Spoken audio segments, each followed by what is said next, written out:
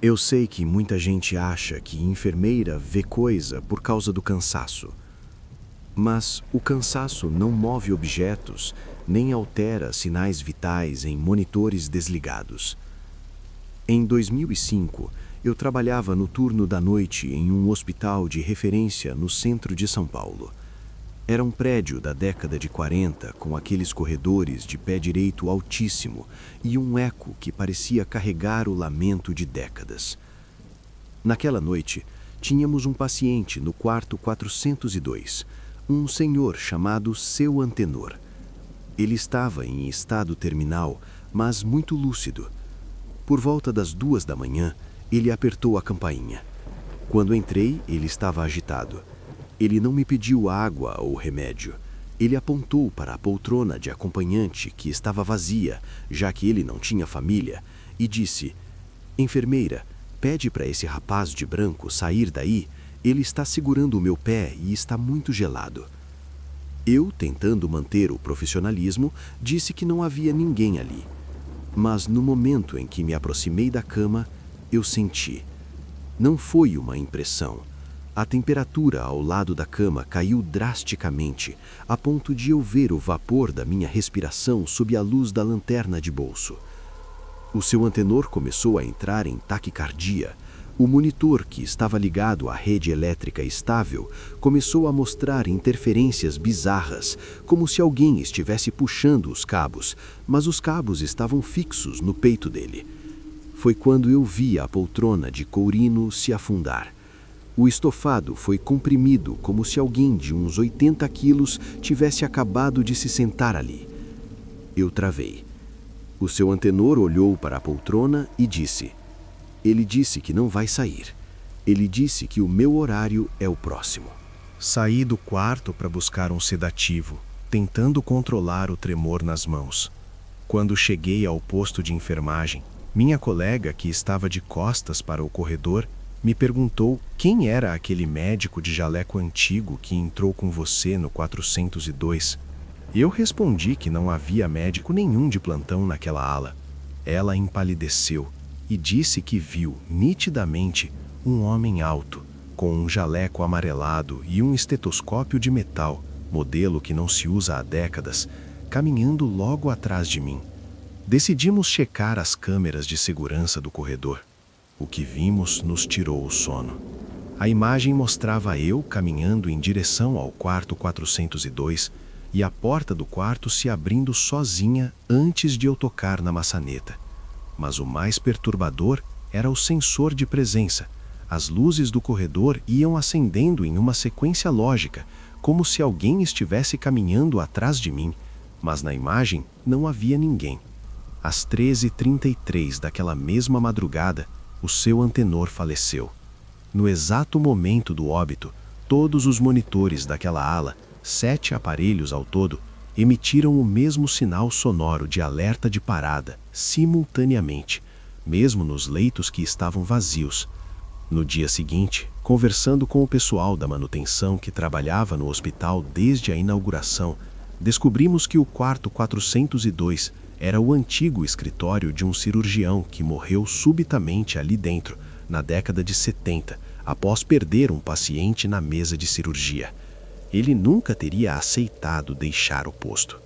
Isso não é ficção. Isso está nos registros de ocorrência daquela noite, oculto sob o termo técnico de instabilidade elétrica e óbito esperado. Mas nós, que estávamos lá, sabemos que o que segurou o pé do Seu Antenor não tinha explicação biológica.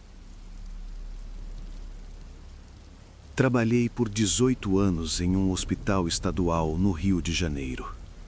Quem vive o dia a dia de um hospital público brasileiro sabe que a estrutura é precária, mas a energia do lugar é pesada. No inverno de 2011, eu estava na supervisão do CTI. Eram cerca de 3h15 da manhã. O setor estava calmo, com 6 pacientes estáveis e 2 em estado grave, sob ventilação mecânica. Eu estava no posto de enfermagem anotando as medicações quando ouvi nitidamente alguém bater no vidro do balcão. Toc, toc, toc. Olhei para cima, esperando ver um médico ou um técnico, mas não havia ninguém. O posto de enfermagem era central, com visão 360 graus de todos os leitos. Todos os pacientes estavam dormindo ou sedados. Pensei que fosse o cansaço. Voltei a escrever.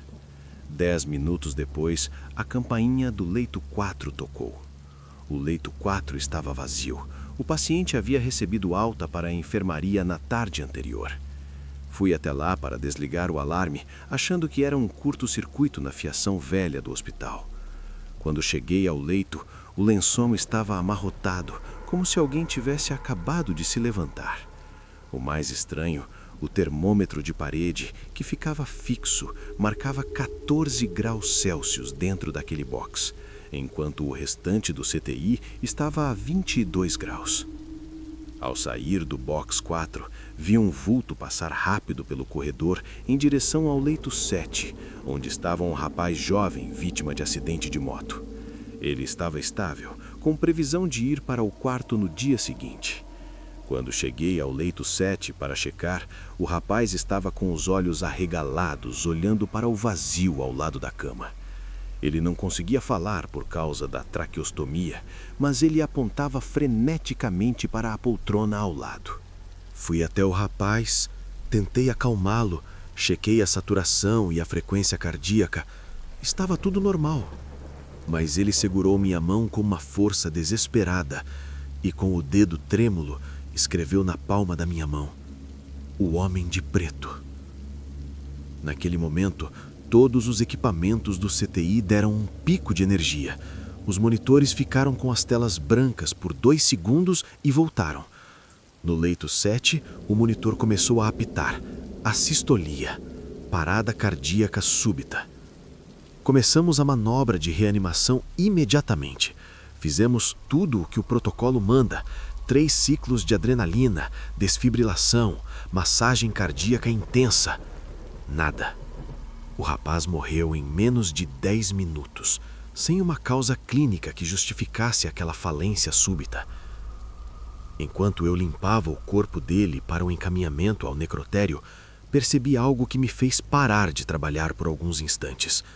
No braço do rapaz, exatamente onde ele apontava que alguém o tocava, havia 3 marcas lineares de um roxo profundo, como se ele tivesse sido pressionado por dedos extremamente frios.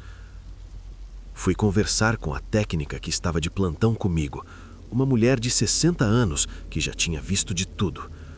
Contei o que aconteceu no leito 4 e a reação do rapaz. Ela apenas suspirou e disse: "Solange, toda vez que a campainha do leito vazio toca e o vidro do posto é batido, alguém vai embora no próximo minuto. É o aviso. O hospital avisa. A gente é que não quer ouvir." O que torna esse relato real e aterrorizante para mim não é a morte em si. Nós lidamos com ela todo dia. É o fato de que no relatório de óbito, o médico não conseguiu colocar uma causa específica. O coração dele simplesmente parou de bater no momento em que ele viu quem estava na poltrona. No dia seguinte, descobrimos que o leito 4, o que tocou a campainha sozinho, foi o leito onde o pai daquele rapaz tinha morrido há 2 anos. Isso não é história para assustar estagiário. Isso aconteceu no Hospital Getúlio Vargas. Quem é da enfermagem pesada sabe, o hospital é um lugar de passagem. E às vezes, quem vem buscar o paciente chega antes da equipe de enfermagem perceber. Trabalhei no Juqueri em uma fase de transição dolorosa.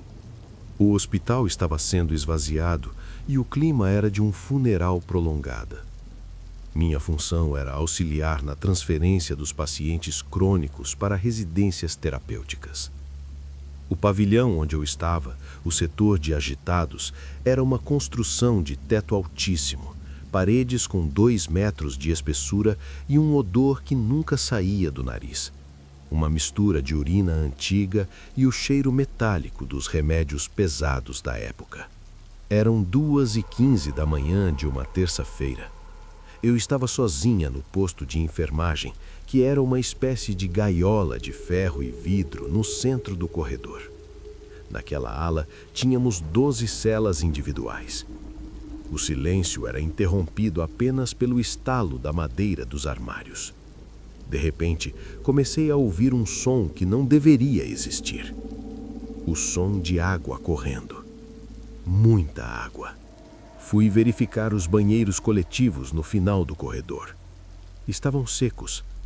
Mas ao passar pela cela 09, que estava vazia e trancada há meses desde que o último paciente ali cometeu suicídio, vi que a água estava saindo por baixo da porta. Era um líquido turvo, acinzentado. Quando abri a porta com a chave mestra, o choque foi físico. O chuveiro, que tinha o registro removido por segurança, estava jorrando água fervendo. O vapor era tão denso que eu mal enxergava a palma da minha mão. No meio do vapor, vi um vulto sentado no chão, no canto do box. Achei que fosse algum paciente que tivesse escapado e se trancado ali. "Quem está aí? Vamos sair, você vai se queimar", eu gritei. O vulto se levantou devagar. Ele não tinha pele. O corpo era de um vermelho vivo, como carne crua. Ele não tinha rosto, apenas uma fenda onde deveria ser a boca, de onde saía o som de um choro que parecia um assobio de chaleira. Ele deu um passo em minha direção e onde ele pisava, a água fervente evaporava instantaneamente, com um chiado de fritura. Recuei e bati a porta, trancando-a. Quando olhei pelo pequeno visor de vidro da porta, o quarto estava seco, o chuveiro estava desligado e não havia ninguém. Voltei para o posto de enfermagem com o coração batendo na garganta. Tentei ligar para a segurança, mas o telefone de disco apenas emitia sons de frequências distorcidas. Foi quando percebi que o coro tinha começado. O Juqueri tinha uma lenda sobre o coro dos mudos, pacientes que não falavam há décadas, mas que às vezes, durante a madrugada, começavam a murmurar em uníssono. O murmúrio vinha de debaixo do piso de granilite. Eram centenas de vozes sussurrando a mesma frase: "A chave não abre o que o tempo esqueceu." Eu sentia o chão vibrar sob meus pés. Olhei para os pacientes que estavam nas outras celas. Todos eles, todos, estavam de pé, com as testas encostadas nas grades, olhando fixamente para o meu posto de enfermagem. Eles não piscavam, eles não se moviam, apenas murmuravam junto com o chão. O pavor me paralisou quando vi no reflexo do vidro do posto a mesma figura de carne viva que eu vira na cela 09. Ela estava parada exatamente atrás de mim. Eu sentia o calor que emanava daquela coisa. Era um calor de febre alta, um calor que parecia derreter o ar. Eu não tive coragem de me virar. Fiquei olhando para o reflexo enquanto a figura estendia uma mão descascada e tocava o vidro. O vidro trincou no formato exato da palma da mão dele. "Enfermeira." A voz era um sussurro úmido no meu pescoço. "Diga a eles que a gente ainda está aqui embaixo. Diga que o cimento não é profundo o suficiente." Nesse momento, as luzes do pavilhão explodiram. Fiquei no escuro total por quase uma hora, encolhida no chão da gaiola de ferro, ouvindo o som de unhas arranhando o metal por fora. Quando os seguranças chegaram com lanternas, me encontraram em estado catatônico.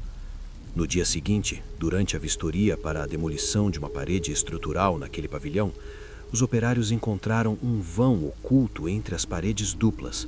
Lá dentro, havia ossadas humanas e restos de uniformes de pacientes de décadas atrás. Pessoas que nunca foram registradas como mortas. Elas simplesmente desapareceram do sistema. Eu entendi então o que a voz quis dizer. O hospital não era apenas um prédio, era um túmulo vertical onde os vivos e os mortos dividiam o mesmo espaço saturado de dor. Pedi minha demissão no mesmo dia e nunca mais passei nem perto de Franco da Rocha. Eu sei que, para quem vê de fora, o pronto atendimento de uma cidade pequena parece calmo. Mas a verdade é que, na Bahia, A linha entre o que a gente trata com remédio e o que a gente trata com oração é muito fina. Trabalhei em um hospital que funcionava em um prédio do século XVIII. O teto era de madeira escura e os corredores eram tão largos que o som de um sussurro parecia correr quilômetros até sumir. No verão de 1998, estávamos passando por um surto de meningite e a ala de observação estava lotada. Naquela noite o calor era sufocante, mas um vento frio e estranho soprava das janelas que davam para a igreja vizinha. Por volta das 2 da manhã, o seu Justino, um paciente que estava estável e esperando apenas o resultado de exames, começou a tocar a campainha desesperadamente. Quando entrei no box, ele estava pálido, com o suor escorrendo pelo rosto. Ele não reclamava de dor. Ele apontava para o pé da cama e balbuciava: "Enfermeira, manda aquela senhora de véu parar de rezar. O terço dela faz um barulho de osso batendo e ela está me olhando feio." Eu olhei e, logicamente, não havia ninguém. Tentei acalmá-lo, dizendo que era o efeito da febre. Mas, ao sair do box, vi que o paciente do leito ao lado, um rapaz jovem, também estava acordado, olhando para o mesmo ponto vazio no pé da cama do seu Justino. O rapaz estava paralisado de medo. Ele sussurrou para mim: "Dona Eunice, não deixa ela chegar perto de mim. Ela cheira a vela queimada e o véu dela é tão comprido que cobre o chão todo." Naquela hora, o ar do quarto ficou pesado. O cheiro de cera de abelha e incenso de igreja antiga invadiu o ambiente, um cheiro tão forte que minhas narinas arderam. Não era alucinação. 2 pacientes diferentes, com diagnósticos diferentes, estavam vendo a mesma figura.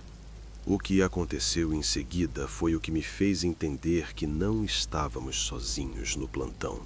O seu Justino, que estava com sinais vitais perfeitos há poucos minutos, começou a entrar em uma crise convulsiva violenta.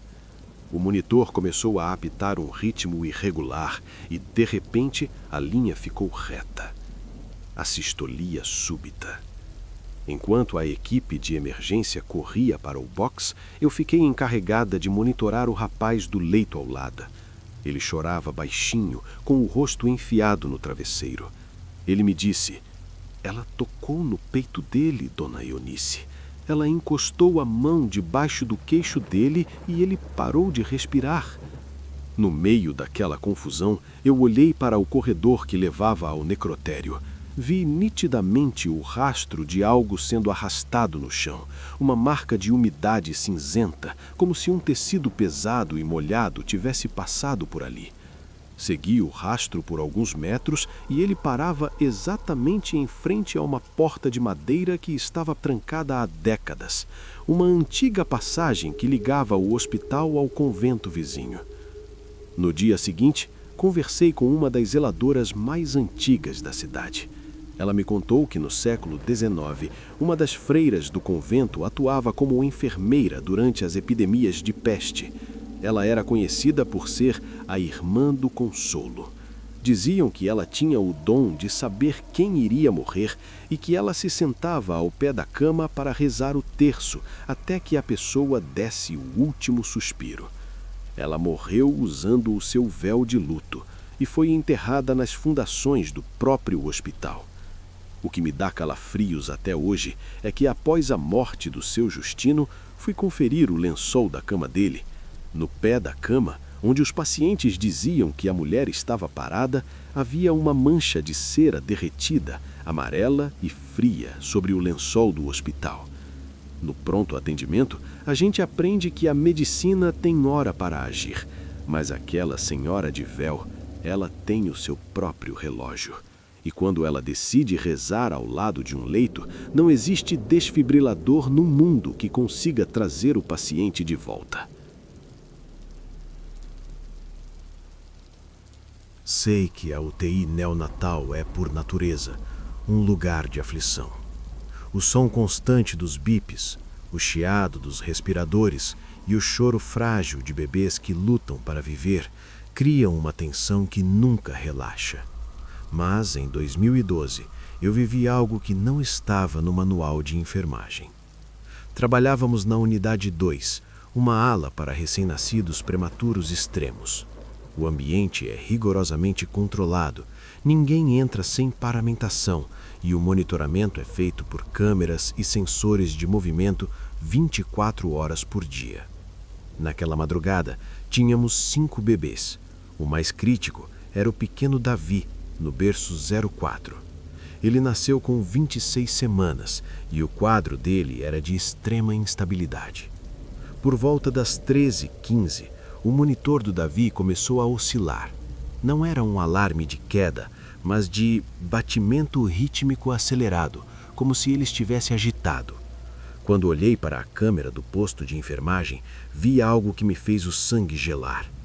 A tela mostrava uma mulher inclinada sobre a incubadora do Davi. Ela estava de costas, usava uma camisola branca, muito longa, e tinha cabelos escuros que caíam sobre os ombros. Ela balançava o corpo levemente para frente e para trás, em um movimento de ninhar. O que me causou uma aflição profunda foi o fato de que a porta da unidade, que é blindada e só abre com biometria, não tinha sido acionada. E, mais do que isso, na imagem da câmera, a mulher parecia levemente translúcida, mas o movimento dela fazia o sensor da incubadora piscar. Eu levantei e corri para a unidade. Ao abrir a porta, o ar era gélido, um frio que parecia vir de dentro do gelo seco. Olhei para o berço 04. Não havia ninguém. O monitor do Davi, que segundos antes estava agitado, agora mostrava uma estabilidade perfeita, quase impossível para o quadro dele. O bebê, que vivia em sofrimento respiratório, dormia um sono profundo, com uma expressão de paz que eu nunca tinha visto. Mas ao olhar para o acrílico da incubadora, meu coração quase parou. Havia a marca de uma palma de mão pequena e delicada, impressa no vapor interno do oxigênio, como se alguém tivesse acabado de acariciar o vidro por dentro. Voltei para o posto de enfermagem trêmula e chamei a técnica que estava de apoio. Perguntei se ela tinha visto alguém entrar. Ela jurou que não. Decidimos então puxar a gravação do sistema de segurança em tempo real. O que vimos na tela nos deixou em estado de choque por semanas. Na gravação, a mulher aparecia do nada, ao lado do berço. Ela não entrava pela porta. Ela simplesmente se materializava conforme a luz da UTI diminuía. Ela ficava ali por cerca de 10 minutos. Em um determinado momento, ela aproximava o rosto do vidro e parecia cantar. Não havia som na gravação, mas todos os outros 4 bebês da unidade, que estavam chorando e inquietos, paravam de chorar ao mesmo tempo, no exato momento em que ela começava o movimento. Era um silêncio coletivo, absoluto e antinatural. Fui investigar nos arquivos de óbitos antigos da maternidade, movida por uma necessidade desesperada de entender se eu estava perdendo a sanidade. Encontrei um registro de 1978. Uma jovem mãe chamada Maria Clara tinha dado à luz um menino naquela mesma ala. O bebê não resistiu a uma infecção. Maria Clara, em um estado de choque profundo, recusou-se a sair da UTI. E reza a lenda dos funcionários mais antigos, ela faleceu de um aneurisma ali mesmo, sentada em uma poltrona ao lado do berço onde hoje fica o número 04. O que torna esse relato real e desesperador para mim é que na manhã seguinte ao evento, o médico intensivista foi checar o Davi. Ele ficou perplexo. Luciana, o que vocês fizeram à noite? Os pulmões desse menino estão limpos. A saturação está em 99% sem esforço. É como se ele tivesse recebido um tratamento que a gente ainda não inventou. Eu não contei ao médico o que vi, mas quando fui higienizar a incubadora, encontrei um pequeno pedaço de fita de cetim azul caído dentro do berço, embaixo do lençol do Davi. Era uma fita de modelo antigo, daquelas que as mães usavam para amarrar medalhinhas de batismo nos anos 70. Aquela fita não pertencia ao hospital nem à mãe do Davi. Eu guardei aquela fita. Até hoje, quando o plantão está pesado e o medo aperta, eu a toco no meu bolso. No hospital, a gente luta contra a morte com máquinas e remédios, mas naquela noite eu entendi que existe um amor que atravessa a barreira do tempo para terminar um plantão que a vida interrompeu. Eu nunca fui uma pessoa impressionável. Na enfermagem, ou você cria uma casca ou você não sobrevive. Mas o que aconteceu no inverno de 2015, no 5º andar daquele hospital, quebrou qualquer barreira lógica que eu tivesse. O 5º andar era uma ala mista. Metade era ocupada pela UTI e a outra metade por leitos de enfermaria de cuidados paliativos. Entre as duas alas havia um corredor longo, de uns 50 metros, que ficava mergulhado em uma penumbra constante por causa de uma falha crônica na fiação. Eram cerca de 2h30 da manhã. O plantão estava estranhamente calmo, o que para nós é sempre um sinal de alerta. Eu estava no posto de enfermagem da UTI quando comecei a ouvir um som. Não era o bip de um monitor, nem o chiado de um respirador. Era um som seco, rítmico. Toque, toque, toque. Parecia alguém batendo com uma caneta em uma mesa de madeira. O som vinha do corredor que ligava às alas. Saí para verificar, achando que algum acompanhante estava perdido. Quando entrei no corredor, a temperatura caiu de forma agressiva. Eu conseguia ver a fumaça da minha respiração. O som de batidas parou. De repente, todas as luzes do corredor começaram a piscar em uma sequência frenética, de trás para frente, como se algo estivesse correndo em minha direção. Eu travei. No final do corredor, vi uma figura. Era um homem muito alto, vestindo um sobretudo escuro e um chapéu. Ele estava de costas, parado em frente à porta de um quarto que estava desativado. O que me causou uma aflição imediata foi o fato de que a figura não tinha sombra. As luzes piscavam sobre ele, mas o chão sob seus pés permanecia claro. Ele se virou devagar. Onde deveria estar o rosto, havia apenas uma superfície lisa, de um cinza azulado, como a pele de um cadáver que ficou tempo demais no formol.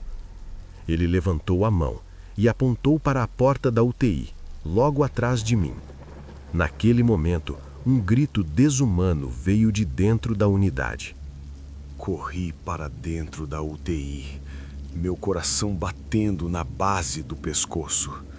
O grito tinha vindo do leito 08, onde estava uma senhora em coma induzido, entubada e totalmente sedada.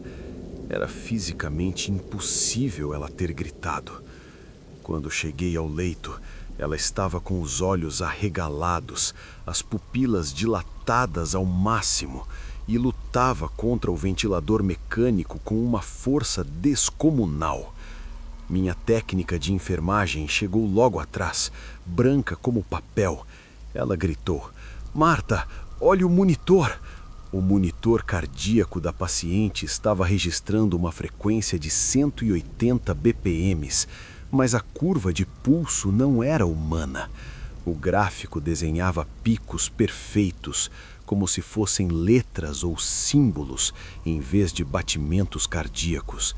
E no campo onde deveria aparecer o nome do paciente, o sistema de software do hospital, que é fechado e imutável, começou a escrever repetidamente: "Estou na porta, estou na porta, estou na porta." Nós duas recuamos. O cheiro de enxofre e ozônio ficou tão forte que começamos a tossir. Olhei para a porta de vidro da UTI. O homem do corredor estava lá. Ele não tentava entrar, ele apenas encostava o rosto no vidro. O vidro começou a trincar sob a pressão daquela face sem olhos. A paciente no leito 08 deu um último solavanco. As amarras da cama arrebentaram com um estalo seco e ela simplesmente parou. Óbito imediato. No momento em que ela partiu, a figura no vidro desapareceu e o monitor voltou ao normal, exibindo a linha reta da assistolia. O trauma daquela noite me perseguiu. No dia seguinte, eu não conseguia dormir. Voltei ao hospital fora do meu turno e pedi para ver o histórico de construção daquela ala. Falei com um engenheiro da manutenção, um senhor que trabalhava lá desde a fundação. Ele me levou ao subsolo e me mostrou uma planta antiga. O corredor entre as alas e a área onde ficava o leito 08 tinham sido construídos exatamente sobre o antigo necrotério do hospital, da década de 40, que foi selado após um incêndio criminoso. Ele me contou que naquele incêndio, um médico que tentava salvar os registros dos pacientes ficou preso e morreu tentando abrir a porta de ferro que hoje ficava sob o piso da UTI. O médico sempre usava um sobretudo escuro e um chapéu para chegar ao trabalho nos dias de frio. O mais real e assustador desse relato é o que aconteceu meses depois. O hospital decidiu trocar o sistema de monitores por modelos novos, digitais. Durante a instalação, os técnicos encontraram uma falha bizarra no cabeamento que passava por baixo do leito 08. Os fios estavam todos retorcidos e cobertos por uma substância preta, viscosa, que corroía o cobre. Um dos técnicos, ao tocar na substância, sentiu uma queimação imediata e precisou ser atendido. Ele disse que, ao encostar nos fios, ouviu nitidamente uma voz masculina sussurrar no ouvido dele: "O plantão ainda não acabou." Até hoje, as enfermeiras daquele hospital evitam passar pelo corredor central sozinhas. Eu pedi transferência para o ambulatório de dia. O terror que senti naquela noite não foi psicológico, foi a constatação física de que existem forças dentro dos hospitais que não respeitam a ciência e que o leito de morte de um paciente pode ser, na verdade, um portal para algo que nunca conseguiu sair de lá.